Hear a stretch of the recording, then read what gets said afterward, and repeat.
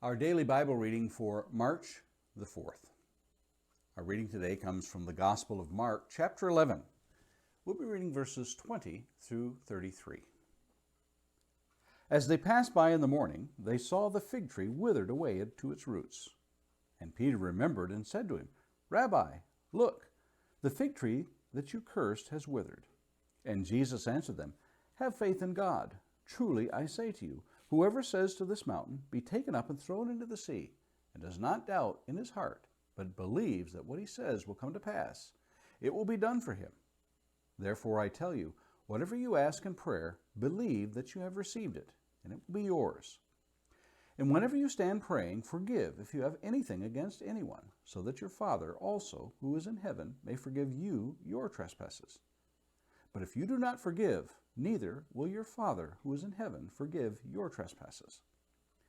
And they came again to Jerusalem. And as he was walking in the temple, the chief priests and scribes, the elders, came to him. And they said to him, "By what authority are you doing these things? Or who gave you this authority to do them?" Jesus said to them, "I will ask you one question. Answer me, and I will tell you by what authority I do these things. Was the baptism of John from heaven or from man? Answer me." And they discussed it with one another, saying, "If we say from heaven, he will say, 'Why then did you not believe him?' But shall we say from man?" They were afraid of the people, for they all held that John really was a prophet. So they answered Jesus, "We do not know." And Jesus said to them, "Neither will I tell you by what authority I do these things."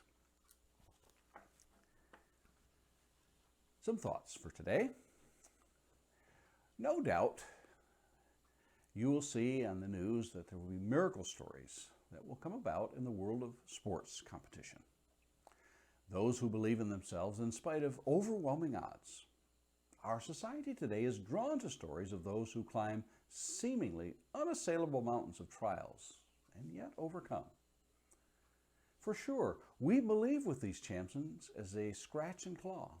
It bolsters our own confidence to think we too could be in that position. Jesus tells his disciples that they too can achieve whatever it is that they believe in. However, in this formula for success is the caveat of what their faith is to be launched from. It is their faith in God, not themselves, that will propel the desire for their hearts. This conversation is prompted by the withering of the fig tree and the observation of the disciples of this most unusual of miracles. In nearly all of the miracles of Jesus, the act he performs is for the benefit of those he touches.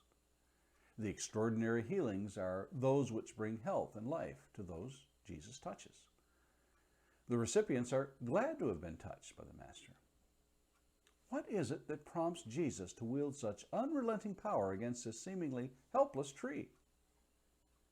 One must go deep into spiritual imagery to find the answers here. It is not simple hunger at stake here, but a desire to show the disciples what Jesus also revealed in the parable of the talents shortly before this. We read in Matthew chapter 25, verse 24, "And the one also who had received the 1 talent came up and said, 'Master, I knew you to be a hard man, reaping where you did not sow, and gathering where you scattered no seed.'"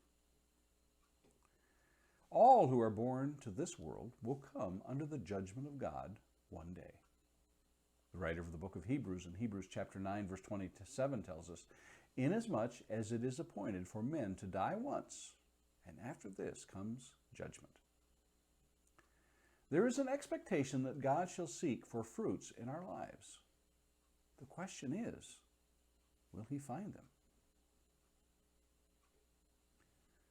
A question to consider this day. Do the expectations of God in your life cause you to act in a different way? And finally, a thought to meditate on today. When you consider that God is one who desires us to be holy and produce fruits in our lives, think about the life you are now living. And those are our thoughts for today, March the 4th.